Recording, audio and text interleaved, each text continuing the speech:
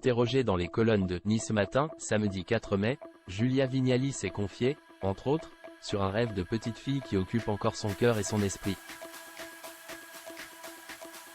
Il paraît que la misère est moins pénible au soleil, chantait Charles Aznavour. Julia Vignali est elle aussi attachée à des contrées où le mauvais temps ne dure jamais longtemps. Et pour cause, celle qui est aux commandes d'affaires conclues sur France 2 a passé une partie de son enfance à jouer sous le ciel sans nuages de la Côte d'Azur, comme elle s'est souvenue avec bonheur dans les colonnes de Nice Matin samedi 4 mai. Les grands-parents habitaient le village du Tignet, tout près de Grasse, et j'y passais chaque année 2 semaines l'été. Lors de ses vacances estivales dans le sud de l'Hexagone, la compagne de Kad Merad s'est profondément attachée à l'une des villes emblématiques des Alpes-Maritimes.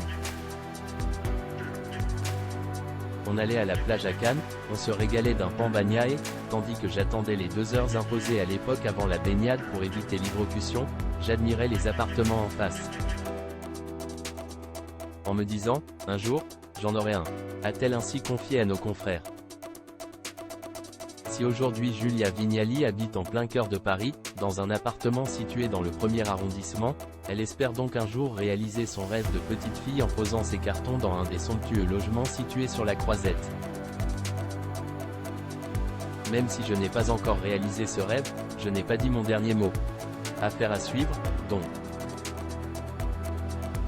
Julia Vignali, une fille du Sud. Quand elle n'illumine pas le quotidien des Français avec ses apparitions sur le petit écran, Julia Vignali cherche elle aussi le soleil en mettant le cap sur des destinations où elle est certaine de pouvoir faire une cure de vitamine D. Je ne passe pas un été loin de la Méditerranée, sud de la France, Corse, Espagne ou encore Italie. Je ne résiste pas non plus à une petite semaine à la montagne dans les Alpes de Haute-Provence où j'ai passé mon enfance, avait-elle ainsi confié à Gala.fr en juillet 2022. Des vacances sous le soleil en famille ou entre amis qui permettent alors à l'ancienne animatrice du meilleur pâtissier sur M6 d'exprimer pleinement la bonne vivante qu'elle est, comme elle nous l'avait indiqué en répondant à la question, le parfum ou le plat qui vous rappelle l'été ? L'odeur du barbecue, que l'on fait toujours entre amis, et les odeurs du